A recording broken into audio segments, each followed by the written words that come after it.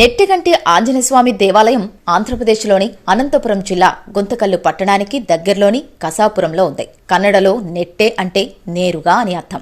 నెట్టెగంటి అంటే నేరుగా చూసే కన్ను కలిగిన అని అర్థం.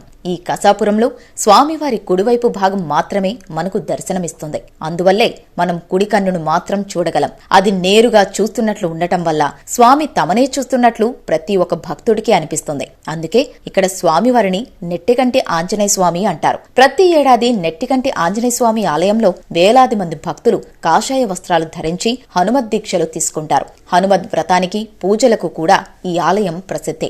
ఇందులో బస చేయడానికి అవసరమైన వసతి సౌకర్యాలు ఉన్నాయి. కసాపురం కురుగోడు దగ్గర కర్ణాటకతో సరిహద్దులో ఉంటుంది. స్వామివారి కంటిచూపు వల్లనే ఆ పేరు వచ్చింది. ఆయన ఎదురుగా ఉన్న రాయిపై ఉన్న మచ్చను ఆయన కంటిచూపుతో చూసినట్లు భక్తులు నమ్ముతారు. భక్తులు ఇక్కడకు వచ్చి ప్రత్యేక పూజలు, అభిషేకాలు చేస్తారు. హనుమాన్ జయంతి వంటి రోజుల్లో ఇక్కడ చాలా రద్దీ ఉంటుంది. ఈ ఆలయం చాలా మహిమాన్వితమైనదిగా ప్రసిద్ధి చెందింది. రాష్ట్రంలో ఉన్న హనుమాన్ ఆలయాలన్నిటిలోకి ఇది అతిపెద్ద ఆలయంగా పేరుంది. ఇక్కడ ఆంజనేయ స్వామి విగ్రహం స్వయంభూ. ఈ ఆలయం సుమారు 500 సంవత్సరాల చరిత్ర కలిగి ఉంది. విజయనగర సామ్రాజ్య కాలంలో శ్రీకృష్ణదేవరాయల గురువు అయిన శ్రీ వ్యాసరాయలు ఈ విగ్రహాన్ని ప్రతిష్ఠించారు. దుష్ట శక్తుల ప్రభావం లేదా గ్రహపీడలతో బాధపడే భక్తులు ఈ ఆలయాన్ని సందర్శిస్తే సమస్యలు తొలగిపోతాయని నమ్ముతారు.